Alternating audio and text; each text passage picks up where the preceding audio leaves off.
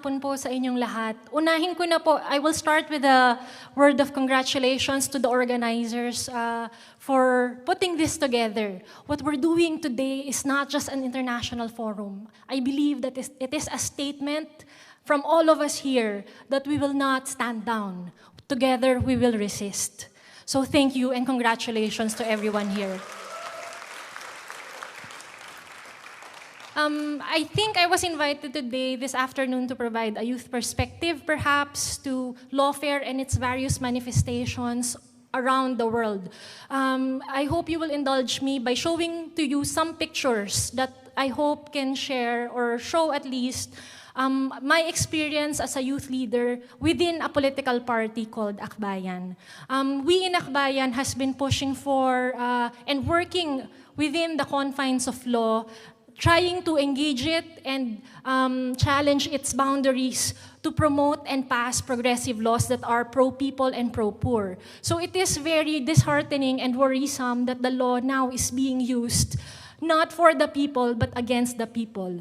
We in Akbayan, we're not stranger to having the law pushed to silence some of the things that we want and we know has to be said. Our chairperson, who I'm happy to see, is also here with us this afternoon.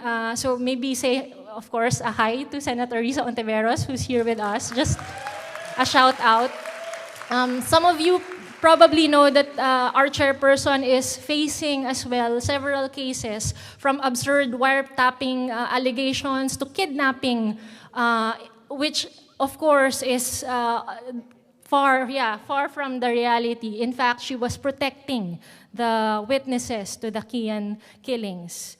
But because of this lawfare that we are seeing, that's being more intense in the past few years, we know that we cannot do it alone. We know that we need the international community, just like what Joshua Wong said earlier in his video. That's why in 2017, we were happy to host, at the end of 2017, an international mission from the Progressive Alliance and the Party of European Socialists, who stand in solidarity for those who are victimized by the law through the killings and also through the various cases that seek to silence opposition and dissent. But international solidarity also sometimes has a price. In fact, when we invited one of the delegates again to come back a year after, we were surprised to find out that he was already blacklisted from coming to the Philippines. When we invited him and we received the call that he was detained at the airport at Cebu, we realized that, and in the beginning, it seemed funny that something like this would happen. It's not in a lifetime we would think that our international partners will also feel the brunt of the government flexing its muscles against those who seek to stand for human rights. But nurturing international solidarity does not happen overnight. It happens years, decades. That's why we believe that it is through international solidarity among young people that we can build a better world. That's why in Akbayan, we also seek to foster international solidarity through trainings, making sure that young people are also part of dreaming for a better, more humane society. You have here a picture of activists from all over Asia also standing for Laila de Lima. I show you one picture. This is not the most flattering picture. Of course, when you have international events where young people are, sometimes it ends up with drinking, sometimes with singing, sometimes with drinking. I point you to the guy here playing a guitar. He was one of the participants in one of our trainings hosted here in the Philippines. And he was popular with the group because he was the one always playing the guitar, singing John Lennon songs, hoping for singing for a more peaceful world. It was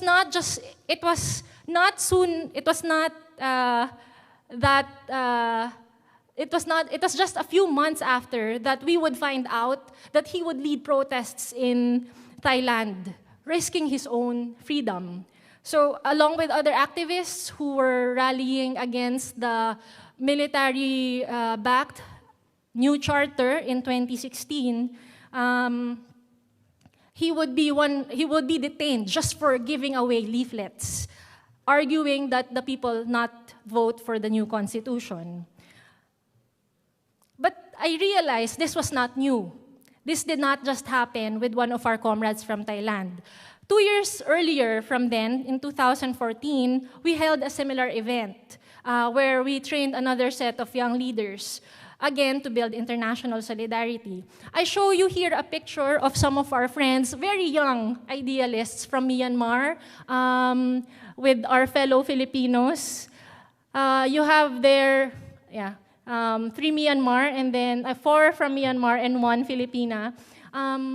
Just a few months later, so we did this in January 2014. By March, we found out that these 2 young kids were also fighting for their own rights, with a new education law being passed by Myanmar that will strengthen government support within the campus. And some of our leaders, the 2 who was in the picture, would be arrested.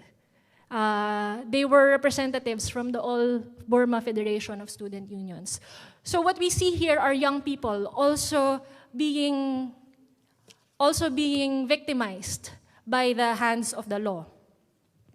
Okay, because they're saying I should wrap up. So just maybe 2 more people I want to share to you about.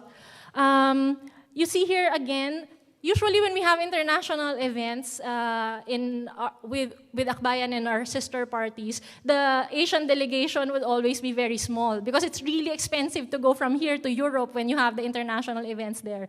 But Howard Lee, one of our comrades from Malaysia, would be elected president of the International Union of Socialist Youth. So we were very proud because even with a small delegation, we were able to get someone elected. Howard Lee in 2016 would also be a leading voice calling for clean elections in Malaysia with the Bersih 5 protests. Unfortunately, he too would feel the brunt of the state in Malaysia and would be arrested along with several other opposition leaders. So they seem very happy though, no? Okay. Future Forward Party from Thailand, this was already identified early on. I just want to focus on them primarily because their party is very new and they're comprised by young people who know that together they can do more. And they too are now being threatened of dissolution, with the state saying that their political party should be closed down. So what am I saying? Just some final notes. As you can see, young people in different countries face threat. And we too, the students here in the Philippines, face threat with legislators pushing for anti-subversion laws, mandatory ROTC, and several other efforts to militarize our schools. So we too may be seeing similar instances. Maybe some call to action at this point. First and foremost, knowing that we're not alone also calls for us to have really more spaces for international solidarity. Because what we're experiencing in the Philippines is not an isolated case, as what we've seen. It is something that should push us further for broader international solidarity. But more importantly, that solidarity should push forward a certain vision. May it be for more freedom, for more equality, more social justice. We have to be clear with the future that we want, especially for the young generation. We have to bring together legislators from different countries who may be minority in their countries, but together we can have a greater voice. And finally, we know that fighting against lawfare should be a resistance of young people. So we call on the fight for democracy should necessarily be youthful.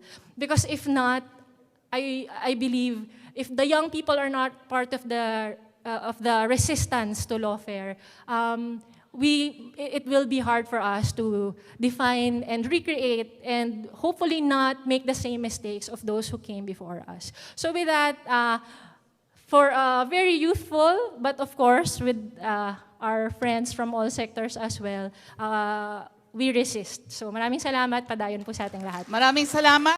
people into This is 22-year-old Justin Balane and 23-year-old Shama Bulangis of Akbayan Youth speaking to the Filipino-American community of San Francisco.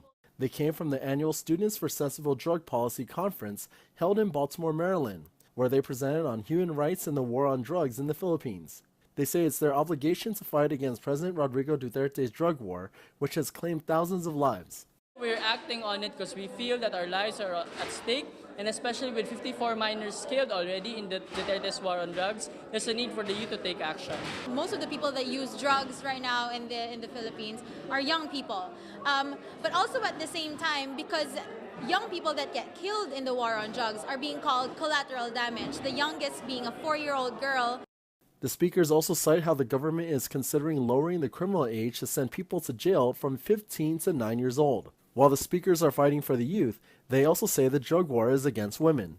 They use accusations of being drug protectors. They use the accusations of being kidnappers as a way of trying to crack down on the opposition that is mainly made of strong women in the Philippines. The speakers say they find some hope that the drug war can end due to the Harm Reduction Senate bill, which aims to provide health services to drug users. Basically gives local communities more access to health care. That is the problem of why a lot of people are getting addicted to drugs in the first place. Instead of killing your labor force, instead of killing the people that are going to work for the government and for the country, you're going to take care of them and to make them more integrated into the labor force. While on the East Coast, the Akbayan Youth Representatives lobbied for Senate Bill S-1055, the Philippines Human Rights Accountability and Counter-Narcotics Act, which was a bipartisan bill filed by Democratic Senator Ben Cardin and Republican Senator Marco Rubio. The bill aims to restrict the export of certain weapons and equipment from the United States to the Philippine National Police, to also work with the Philippines to work on substance abuse, and to report on Chinese and other sources of narcotics to the Philippines. Romel Clara, ABS-CBN News, San Francisco.